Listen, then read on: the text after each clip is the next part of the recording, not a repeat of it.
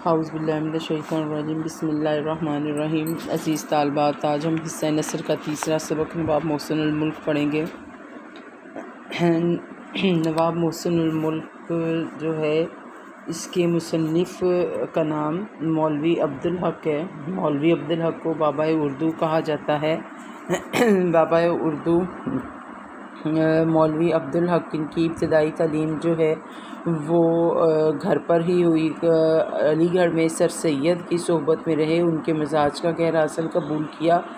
حیدرآباد دکن کے ایک سکول میں اپنے ملازمت اختیار کی، یعنی شعبہ درس و تدریس سے آپ وابستہ ہوئے، اور لیکن بعد میں آپ نے یہ ملازمت جو ہے وہ ترک کر دی اور اورنگ آباد میں کالج کے پرنسپل مقرر ہوئے، اور پھر ریٹائرمنٹ تک جو ہے وہ اسی عہدے پر فائز رہے۔ مولوی عبدالحق کا اصل کارنامہ اردو کی ترویج و اشاعت کے سلسلے میں بیش بہا ادبی خدمات جو ہے وہ سر انجام دینا ہے۔ حیدرآباد میں جامعہ عثمانیہ کے قیام میں ان کی کاوشوں کا بھی جو ہے وہ ہم ان کی کاوشوں کے ممنون ہیں۔ ان میں انہوں نے جامعہ عثمانیہ میں انہوں نے ایک وسیع دارالترجمہ جو ہے وہ قائم کیا تھا۔ اردو زبان کو مکمل ذریعہ تعلیم بنانے میں انہوں نے انتہائی جانفشانی سے کام لیا۔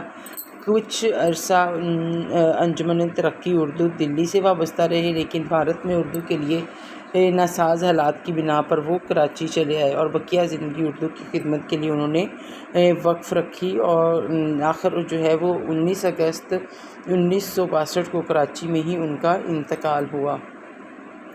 اب ہم اس سبق کے حوالے سے دیکھیں۔ یہ سبق جو ہے نواب محسن الملک، یہ سبق جو ہے وہ نواب محسن الملک کا شخصی خاکہ ہے۔ یہ مولوی عبدالحق نے ان کا خاکہ جو ہے وہ پیش کیا ہے۔ شخصی خاکے سے مراد ہے کسی بھی شخص کی چلتی پھرتی ایسی تصویر جو ہے وہ بیان کر دینا لفظوں میں کہ اس جو ہے وہ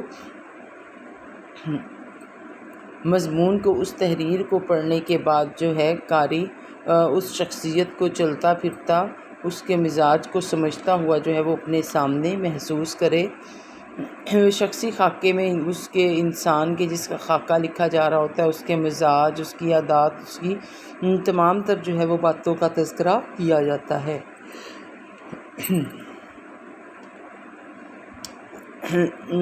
یہ جو ہے نواب محسن الملک، یہ مولوی عبدالحق کا جو ہے وہ خاکوں کا مجموعہ، چند ہم مثل اس میں سے لیا گیا ہے۔ نواب محسن الملک کے بارے میں آپ کو بتا دیا جائے کہ نواب جو ہے وہ محسن الملک جو ہے وہ بھی جو ہے وہ علی گڑھ سے وابستہ تھے، اور مولوی عبدالحق کو جو ہے وہ ان کو قریب سے دیکھنے کا، ان سے جو ہے وہ راہ و رسم رکھنے کا انہیں اتفاق ہوا تھا، اس لیے جو ہے وہ ایک دوسرے کے زیادہ قریب تھے۔ اب ہم سبق کا آغاز کرتے ہیں۔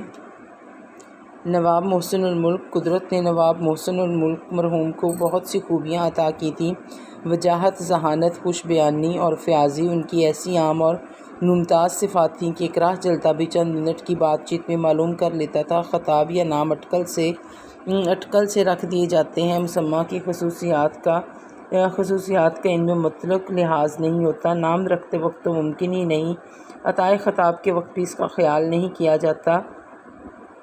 قدرت نے نواب محسن الملک مرحوم کو بہت سی خوبیاں دی تھیں۔ وجاہت، خوبصورتی، ذہانت، عقل مندی، خوش بیانی، اچھا لہجہ، اچھا بات چیت کرنے کا انداز، فیاضی، سخاوت، یہ ان کی ایسی عام اور ممتاز صفات تھیں، یعنی یہ ان کے اندر بے تحاشا پائی جاتی تھیں اور دوسروں سے ان کو یہ منفرد کرتی تھیں۔ صفات کی ایک راہ چلتا بھی چند منٹ کی بات چیت میں معلوم کر لیتا تھا۔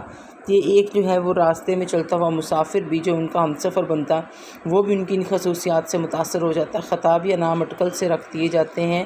جب کسی کو جو ہے وہ کوئی خطاب دیا جاتا ہے کسی اچھی خوبی کی بنا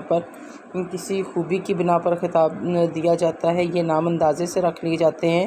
مسمہ کی خصوصیات کا ان میں مطلق لحاظ نہیں ہوتا کہ جس کو یہ خطاب یا نام دیا جا رہا ہوتا ہے اس کی خصوصیات کا ان سے جو ہے وہ بالکل تعلق نہیں ہوتا۔ نام رکھتے وقت تو ممکن نہیں، اور خاص طور پر جب نام رکھا جاتا ہے اس وقت تک جو ہے وہ تو بالکل پتہ نہیں ہوتا کہ اس کی عادات و اطوار کیا ہوں گے۔ عطائے خطاب کے وقت بھی اس کا خیال نہیں کیا جاتا، اور خطاب عطا کرتے وقت بھی بالکل ایسا ہی ہے۔